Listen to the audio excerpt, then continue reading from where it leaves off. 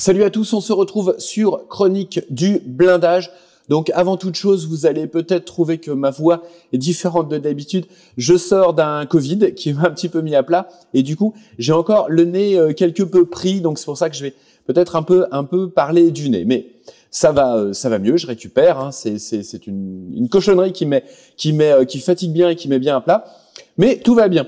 Donc aujourd'hui, une revue de détail d'un kit français, édité par une marque française et en plastique et qui comble vraiment un vide et une nécessité pour tous les amateurs de matériel français de la période de 40 et des années 30. Je veux bien sûr parler du canon anti-char de 25 mm modèle 1934. Donc de type 2, je vous expliquerai dans la vidéo pourquoi type 2 et pas type 1. Donc une maquette qui nous est éditée, réalisée par notre ami de chez Dynamo Models, notre ami Sylvain. Donc un modèle en résine qui vient très clairement combler un manque. Alors c'est pas que ce canon n'existait pas au 1/35e en plastique, mais il avait été édité il y a très très longtemps par LR et déjà au moment de sa sortie, c'était pas forcément une maquette qui était au standard en termes de détails.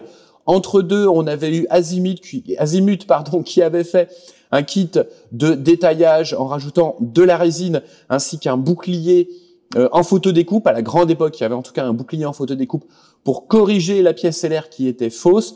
Donc, depuis, ce set était quand même difficile à trouver et quoi qu'il arrive, la base LR n'était plus du tout au standard. Donc, on ne peut que se réjouir que cet artisan français, que cette marque française, édite ici son premier kit plastique exclusif.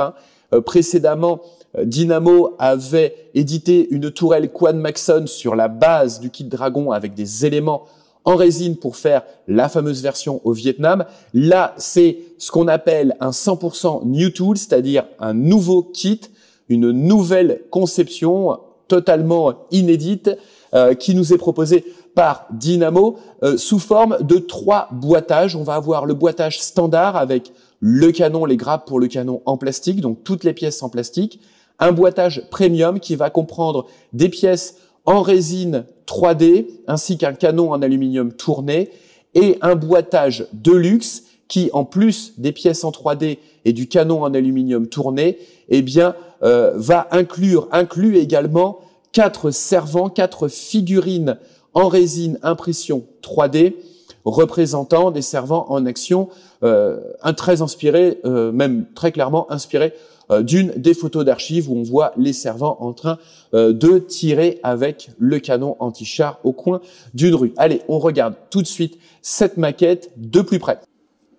Un joli petit boîtage pour cette maquette avec un box art donc qui nous place directement dans le contexte des combats de mai-juin 1940 avec en arrière-plan une Renault UE en train de tirer le fameux canon de 25 et on a ici donc sur l'élément principal le canon de 25 avec les caisses à munitions, les caisses typiques pour les obus de 25. Le boîtage ici que je vais vous présenter, c'est donc le boîtage de luxe qui va comprendre ce que vous allez trouver dans le boîtage standard, ce que vous allez trouver également dans le boîtage premium et les figurines en 3D. On regarde comme toujours en premier lieu la notice de montage.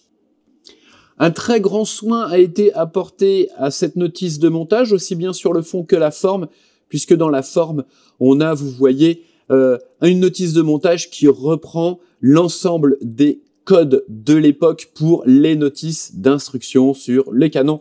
Et ça, Hotchkiss de 25 mm, donc c'est plutôt très très sympa.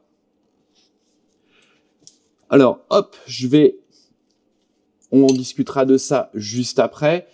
Donc, on a un petit historique avec des photos d'archives. Donc, sur la genèse du canon modèle 1934. Un joli petit photoscope de l'exemplaire conservé au musée des blindés de Saumur. Ainsi que du musée de France 40. Je me disais aussi qu'il y en a que je ne reconnais, il y a des photos que je ne reconnaissais pas. Voilà, puisque certaines photos ont été prises par votre humble serviteur. On a ici donc les 2 grappes en plastique qui vont constituer la version standard de ce kit, entièrement en plastique, et une petite planche de décalcomanie de chez Cartographe pour le marquage à l'intérieur du canon, qu'on regardera de plus près, mais qui est donc du coup ici. Donc les petits marquages qui sont à l'intérieur du bouclier du canon. La notice de montage reprend les vues 3D avec en couleur à chaque fois les pièces que vous allez ajouter à l'ensemble que vous avez réalisé à l'étape précédente. Donc on a ici la flèche avec donc les deux options pour la flèche ouverte ou la flèche fermée. Donc il faudra bien choisir les pièces, la position des pièces en fait qui bloquent la flèche en position fermée ou qui sont justement ouvertes pour la position ouverte. On assemble ensuite la culasse du canon. La culasse est très très bien détaillée avec un joli ressort, vous allez voir, qui sort très très bien au moulage plastique. L'ensemble des volants d'élévation. La fixation du bouclier. Alors à chaque fois qu'il y a éventuellement qu'il pourrait y avoir un doute sur le bon positionnement de la pièce, vous avez un zoom. Donc ça c'est très très bien pensé. Dynamo a particulièrement bien pensé l'ensemble. Donc vous avez vu un petit montage qui va être très très vite fait, entre guillemets. On nous propose plusieurs options de décoration. Donc une première sous forme d'un camouflage, le camouflage 2 tons que l'on rencontrait généralement au niveau de la campagne de 40 et dans les mois qui ont précédé au moment notamment de la drôle de guerre. Donc un camouflage un camouflage marron terre sur une base olive. Ici, un camouflage que l'on retrouvait notamment sur certains canons du côté de Dunkerque, donc un camouflage 3 tons avec des petits points. Notez que ce camouflage sur les photos d'archives, on le retrouve, on le voit, on l'identifie sur des canons de type 1, mais étant donné que les bataillons étaient équipés à la fois de type 1 et de type 2, il n'y a pas de raison qu'on n'ait pas eu des types 2 camouflés avec ce camouflage-là, avec ce schéma. Une troisième proposition, donc entièrement vert olive. Et une quatrième proposition, donc cette fois-ci pour un canon de 25 récupéré par l'armée allemande, donc en gris Panzer. Donc une jolie notice de montage avec les remerciements. Donc merci Sylvain pour les remerciements. Très très jolie notice de montage, papier cartonné et à l'intérieur papier épais, très bien imprimé. Rien à dire sur la notice de montage, c'est plutôt luxueux. On va commencer par regarder maintenant les éléments en plastique, donc ce que vous aurez dans la version standard. Mais avant ça, j'allais oublier, il y a un petit correctif. Alors, c'est pas un correctif, c'est un ajout qui a été fait après la réalisation des moules pour la version pour le plastique. Donc, l'ajout, donc ce sont des pièces que vous allez trouver en 3D, même dans la version standard. Donc là, ici, l'outil le long de la flèche, le long d'une des flèches, et ensuite ici, le support. Donc, il faudra retirer les 2 écrous sur le système de blocage, le système de fixation du bouclier intérieur pour pouvoir fixer cette pièce en 3D. Le kit de base standard se décompose en 2 grappes plastiques sur lesquelles vous allez retrouver l'ensemble des pièces pour assembler le canon. Donc si vous le souhaitez entièrement en plastique, donc dans sa version standard, c'est ce que vous aurez. On va regarder tout de suite en détail les pièces qui constituent ce kit. Donc on va zoomer. On a une très belle qualité de moulage et de restitution des détails, même les plus petits. Vous voyez ici les petites attaches. Le cadre ici, qui se trouve à côté de la culasse. Il faudra bien faire attention au moment du dégrappage. Le bouclier extérieur, donc de forme correcte, avec une épaisseur qui est bien gérée, donc qui est réaliste. Les détails à l'intérieur de ce premier bouclier. Le deuxième bouclier, puisque c'est un bouclier double, donc il y a 2 boucliers. Le bouclier intérieur, le voici. Les boulons sont très très jolis, regardez les petits détails là. Ça sort très très bien, moulage de qualité. Sur la deuxième grappe, vous allez trouver Le canon, donc, en plastique. Canon dont la bouche à feu est percée, vous voyez. Également, les roues en plastique sous forme de 2 coques à assembler. Donc, vous ferez attention à bien conserver le dessin du pneumatique. Alors, c'est tout à fait possible parce que les pièces sont très bien positionnées sur les grappes. Voilà, vous voyez, les tenons, en fait, ne sont pas sur la pièce, mais sont légèrement déportés. Donc, il faudra utiliser une petite scie, dégrapper grossièrement, donc pas au ras de la pièce, et ensuite, avec une petite scie, juste enlever par l'intérieur pour pouvoir bien conserver et ne pas entamer le dessin du pneumatique. Les autres pièces sont également très bien détaillées. Il y a un très bon rendu des différents détails, les petits boulons. Je vous avais parlé du ressort, on va essayer de le trouver. Donc ici, je ne sais pas si on va pouvoir zoomer suffisamment pour qu'on puisse le voir. Il est très joli. Il y a un très bon rendu à ce niveau-là aussi. Donc ça, c'est pour la version, hop, voilà. La version standard qui inclut malgré tout une petite pochette avec les 2 pièces dont je vous ai parlé. Donc je pense que sur le côté de la flèche, c'est les couvillons. Donc protégé dans une... Ce sont des pièces en 3D, donc protégées dans une baignoire pour pas que ce soit abîmé dans la boîte. Donc vous avez la tige de l'écouvillon et puis le petit support qui est ici.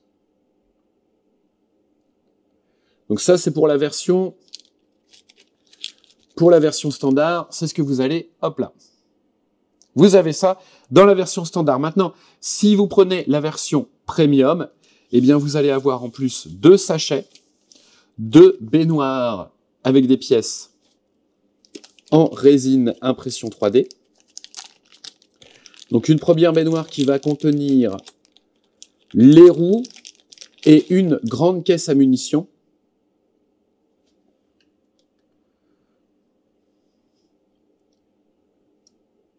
Alors pour les roues, j'en ai une qui avait été, hop là, j'en ai une qui est prête, qui est dégrappée, la voici. Donc les roues en 3D. Alors avec l'impression 3D, on gagne forcément, bien sûr, à la fois du temps, puisque là on n'a pas besoin d'assembler les 2 demi-coques au niveau de la roue, du pneumatique, mais également on a l'assurance de conserver le joli dessin du pneu, qui est là, qui est très bien restitué. Donc une très jolie pièce. Et la deuxième baignoire en 3D va contenir les petites caisses à munitions ainsi que des obus de 25 mm. Donc 2 caisses fermées et une caisse ouverte. Et des obus et des douilles. Donc ça, c'est plutôt très sympa et très bienvenu. Et dans cette version premium, vous avez également le canon et la bouche à feu du canon en laiton tourné. Donc pareil, un gain au niveau du détail, bien sûr un gain de temps puisqu'on n'a pas à dégrapper la pièce et à retirer la ligne de moulage, mais également clairement un gain en termes de restitution des détails sur cette version premium. Maintenant, si vous avez été vraiment très sage ou si vous êtes très gourmand, on a la version de luxe et dans la boîte, donc en plus, vous allez trouver 4 figurines de servants dans leur sachet. Donc protégées par des baignoires pour éviter que ça s'abîme dans la boîte.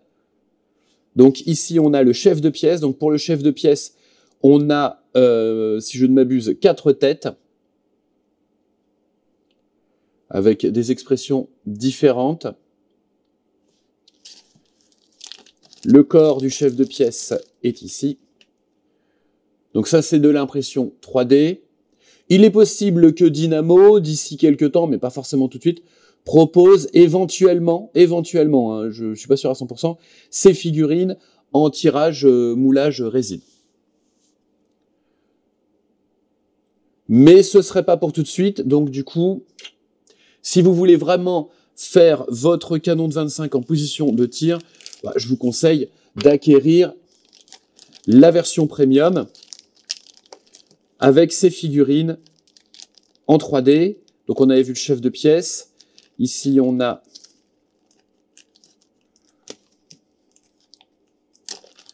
toc. Donc l'un des servants qui est couché à côté de la pièce. Leurs poses sont directement inspirées d'une photo célèbre, une photo d'archive très célèbre, où on a les soldats qui sont en position de tir. On doit avoir ici un soldat qui amène, enfin un servant qui amène un obus, qui présente un obus.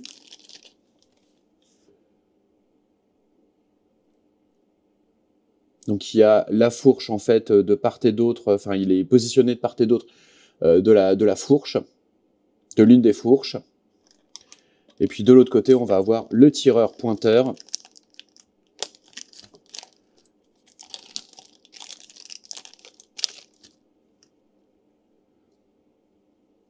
Donc des figurines avec une jolie sculpture, donc créée en 3D et imprimée en 3D pour cette version premium.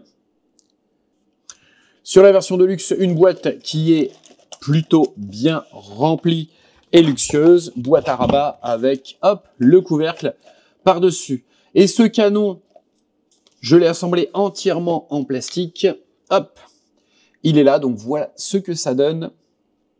Donc sur la version plastique, donc un très joli petit canon.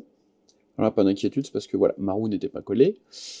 Avec un joli niveau de détail.